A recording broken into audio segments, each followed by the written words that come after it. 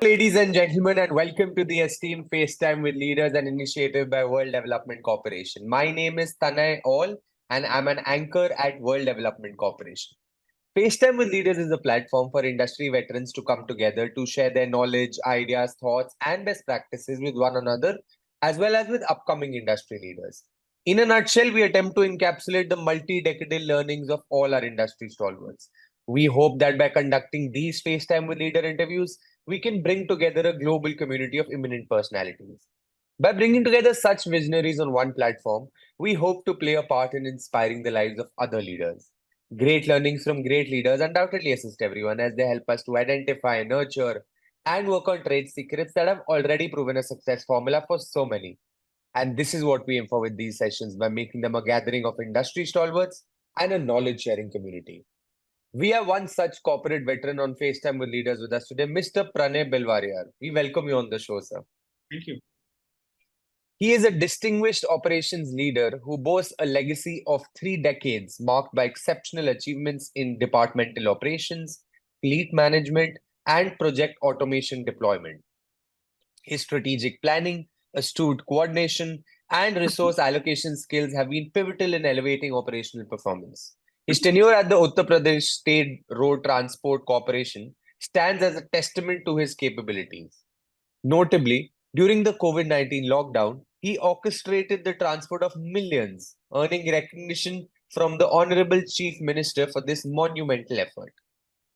His strategic acumen was evident in securing cross net profits and setting a Guinness World Record for the largest fleet operation during the Kumbh Mela-2019. His competencies span project and operations management, labor union negotiation, and people leadership. He has meticulously orchestrated automation projects, ensuring seamless execution by monitoring costs, resources, and quality compliance. His adeptness in fostering labor relations, negotiating agreements, and building high-caliber teams underscores his managerial prowess. So, sir, could you please describe your journey and key milestones in the field of operation management, particularly within the transportation sector? Yeah. I started my career in this transport sector in 1985. And initially, I was posted as a field level officer. And what I saw in this corporation was running in huge losses. And it was every year it needed government support, government financial support to run the business. Later on, when we came, we saw there is many gaps in the operations. We started our own thought process. We started monitoring the performances. We started optimizing the use of our buses, which was earlier, I will say in transport sector, we call it bus utilizations per day. That means how many kilometers a bus is operated in a single day. And that was around 100 and 150 kilometers per day, which is much, much less. Then we set a target of 250 kilometers per day, and we started increasing the performance of our buses. To increase the performance of the buses, we needed inventory support, material support to for this, and other is to give a employee a thought how to improve the performance. And we started doing that by categorizing the routes, how many routes I have within my district or within my commissionerate where we operate, and what are the performance on that routes, and accordingly how to increase the trips, meaning thereby how to increase the operated kilometers per day. We started doing that. After a lot of discussions with the supportive staffs and all, we kicked the performance. And later on, what we found, there are too many gaps. Suppose we don't have any financial power at that time at the district level. We don't have any single paisa financial power. So sometimes what we feel, suppose a bus is off-roaded because of some component, which the cost of that component is at that time was 20, 25, 30 rupees. But that bus is off-roaded for 2 days, 3 days. When the components come from the regional headquarter or the state headquarter, then the bus is put again on the road. Then we decided to convince my CEO to give some financial power to us. Then he asked me, what will you do? There will be some problem if financial power is given to you young people, then you cannot manage that finance problem. I said, okay, fine. I came back to my office and I collected some funds from our own pockets and supervisor's pocket. I said, give some donations to this corporation. Somebody gave 100 rupees, and I collected around 2,500 rupees. And in a month, I spent around 1,800 rupees for purchase fast-moving items, nuts, bolts, air hoses, plastic hoses, rubber hoses. And the bus was en route, because if there is some problem with the nuts, bolts, or any hose, within a half an hour, bus is again on the route. And I keep the record of it. When I spent around 1,800 rupees in a month, I went again to the CEO and showed him.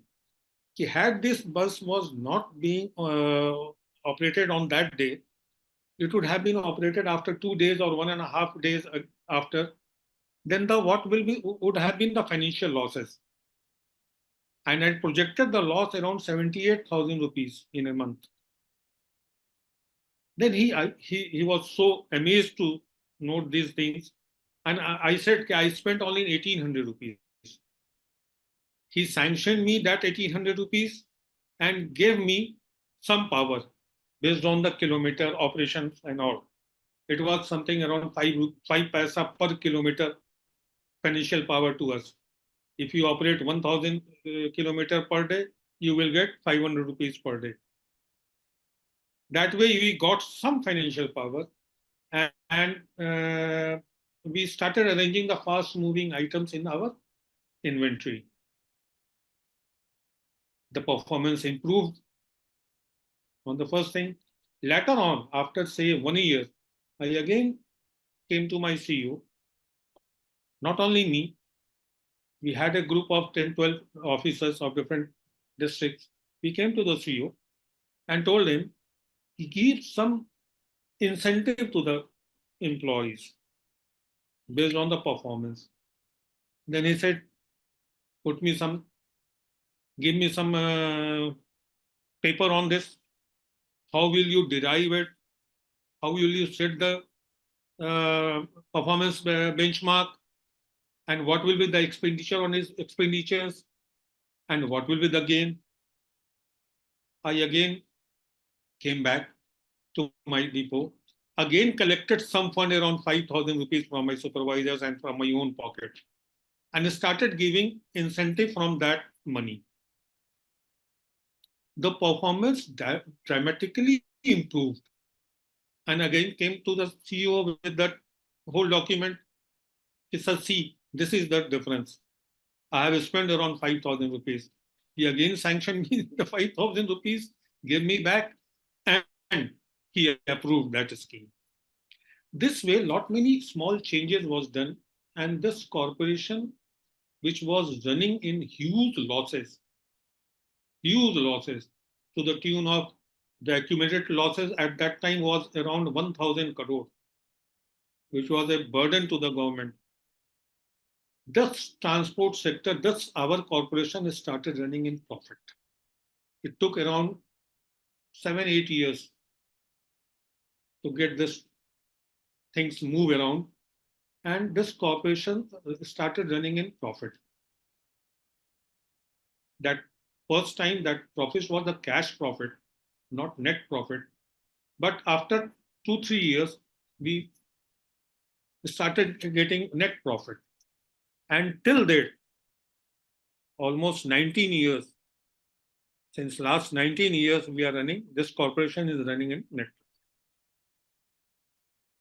And this is the only state transport corporation in the country which is running in net profit since last 19 years. 1-2 corporations of other states have given profit in a year or two, but not in continuity. But UP State Road Transport Corporation, even after my retirement, I keep a watch on the performance. I get the feedback, and still they are running in profit. That is a great achievement.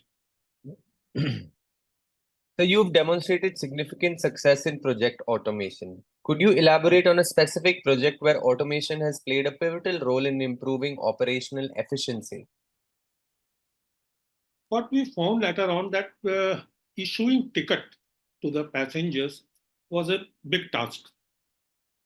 If you are performing well, that means the number of customers are more in the bus, inside the bus, and a single man is issuing manually the tickets.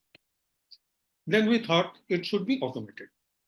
We started electronic ticketing issuing machine, ETIM. That was the job earlier. When the bus starts from the bus station, after they cross the city, the bus is stopped for almost 15 to 20 minutes, say up to half an hour, to issue tickets to all passengers. And that was, we saved the time, and issuing ticket by ETM machine was so easy, so comfortable to the our employee. They issued 50 tickets to 100 tickets in say 5 minutes. So this was the first challenge. We accepted it and successfully implemented this ETM machines in our department, which was for the first initially, it was rejected by the employee. They said this is ETM. They are not that much technically they were not able to understand this issue. But after some training, and when they find that this is a very easy to issue ticket from this machine, they accepted it. And now we are on the ETM machines. That was the first project. Yes. It was not only me. It was a group of few people like me, which were keep on thinking how to improve. We went to the CEO, present our documents to them, and after some times, after getting approval from the government, from the top bosses, they agreed to do that.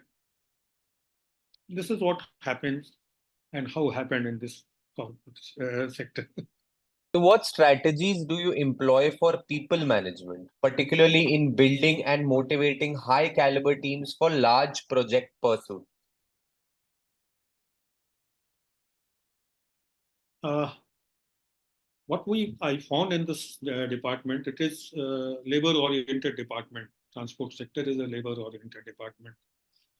And the per bus employee here at that time, earlier it was 9 employee per bus on an average. If I am having, say, 100 buses in a depot, that means 900 employees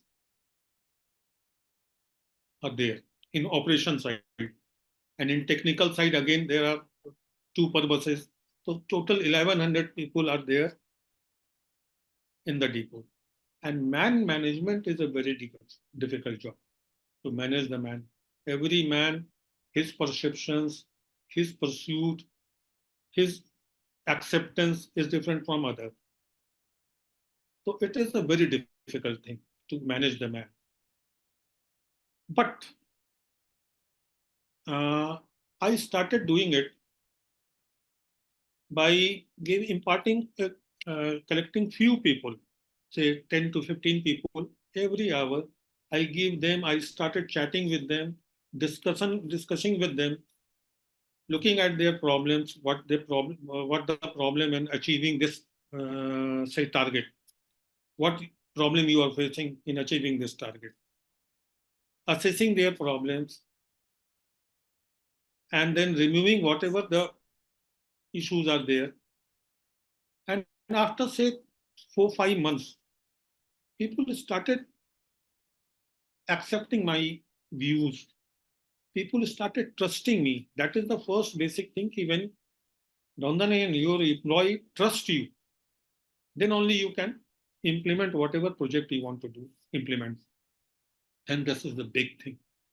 So after lot many, say, pursuit and lot many challenges, and convincing each and every person under me, say, I will say if there were 1,000 people under me, then at least 2 to 300, 400 people, when they started trusting me, then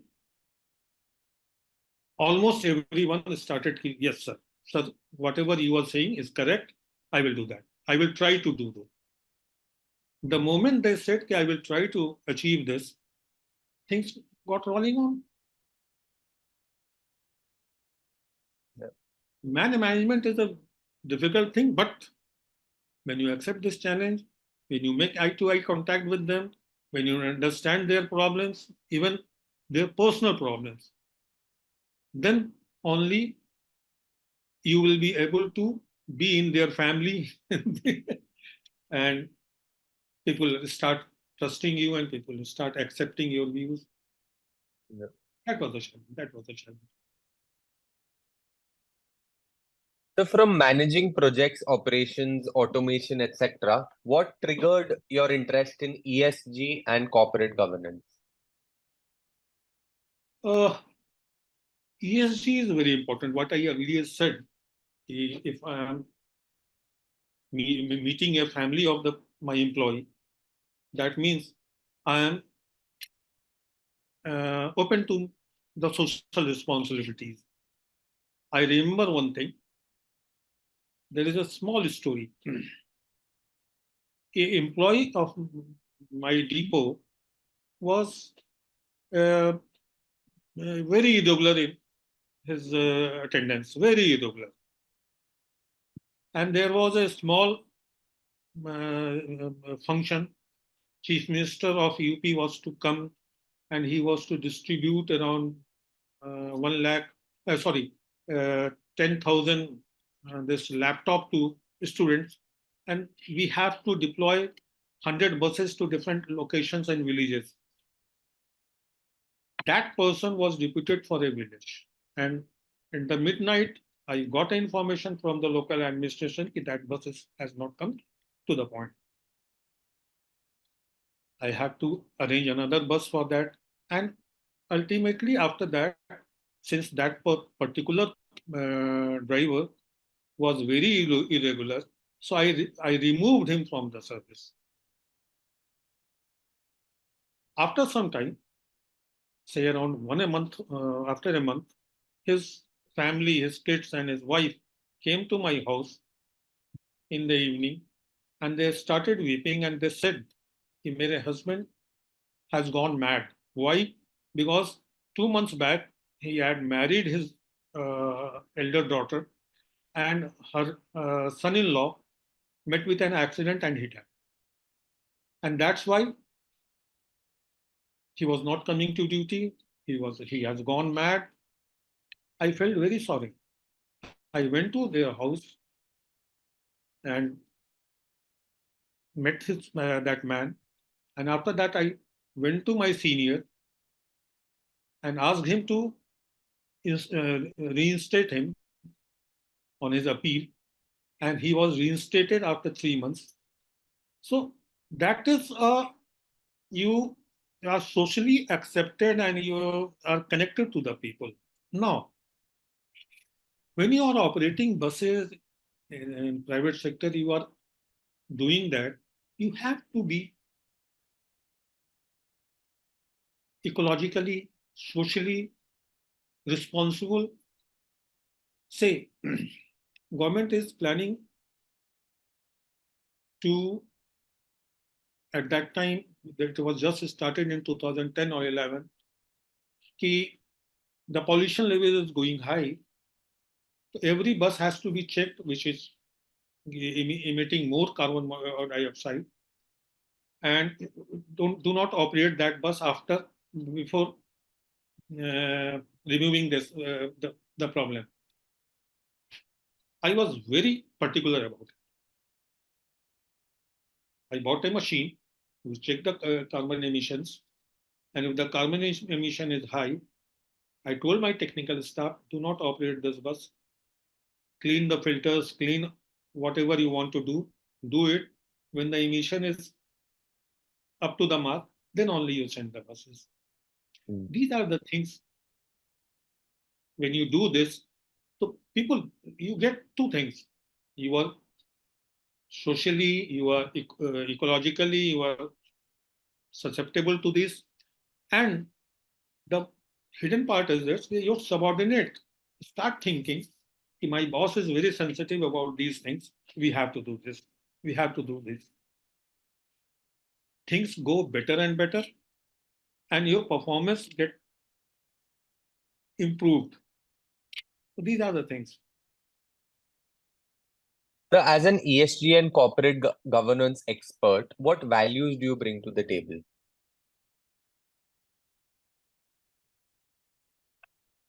Two things are very important.